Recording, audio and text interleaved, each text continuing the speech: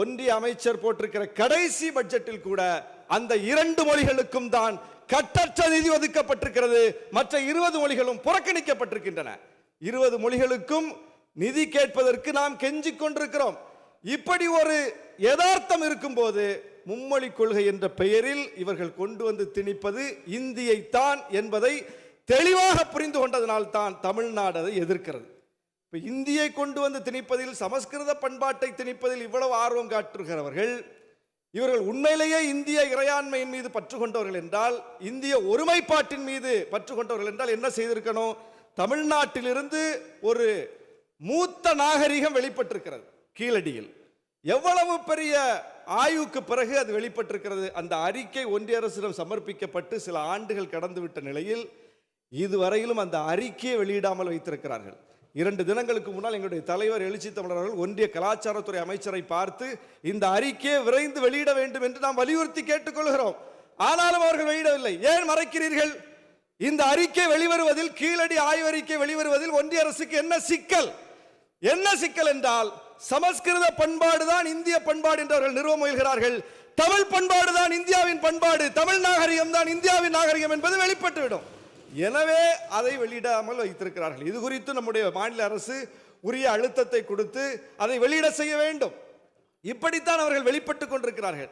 எனவே இந்த இடத்தில் இந்தியை திணிப்பதற்கு அவர்கள் சொல்லுகிற காரணங்கள்லாம் ரொம்ப சாதாரண காரணங்களை சொல்லுகிறார்கள். ஒரு வாதத்திற்கு கூட அவர்களால் வலுவான வாதத்தை வைக்க முடியலை. இங்கிருந்து போனா, டெல்லிக்கு போனா நம்ம இந்தி பேச வேண்டாமா அப்படின்னு கேட்கிறாங்க.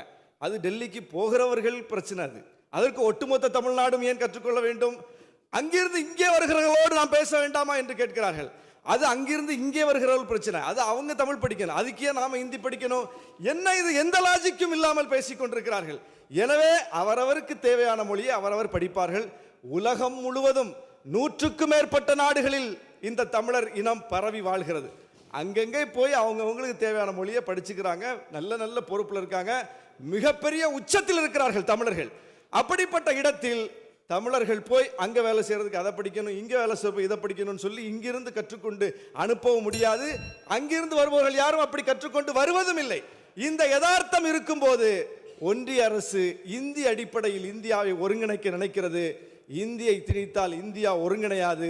அது இந்தியாவை இவர்களே பிளவுபடுத்துகிற ஒரு அரசியல். அந்த அரசியலைத்தான் தொடர்ந்து செய்கிறார்கள். இது தமிழ்நாட்டில் ஒட்டுமொத்த கட்சிகளின் குரல், பாஜகவை தவிர அனைத்து கட்சிகளின் குரல். இதை ஒரு கட்சிக்குள்ள சுருக்க முடியாது. இது ஏதோ திமுக கூட்டணி மட்டும் வலியுறுத்துது அப்படின்னு பார்க்க கூடாது. திமுகவுக்கும் அதிமுகவுக்கும் இடையில அரசியல் முரண்பாடு இருக்கிறது. ஆனால் 2 கட்சிக்கும் இதுதான் கொள்கை. விசிகாவுக்கும் பாமகவுக்கும் இடையில அரசியல் முரண்பாடு இருக்கிறது. ஆனால் 2 கட்சிக்கும் இதுதான் கொள்கை. தமிழ்நாட்டில் எல்லா கட்சிகளுக்கும் இதுதான் கொள்கை, பாஜகவை தவிர. எனவே தமிழ்நாட்டு மக்கள் அதை புரிந்து கொண்டிருக்கிறார்கள். உடனுக்குடன் செய்திகளை தெரிந்து கொள்ள சன் நியூஸ் பெல் ஐகானை கிளிக் பண்ணுங்க.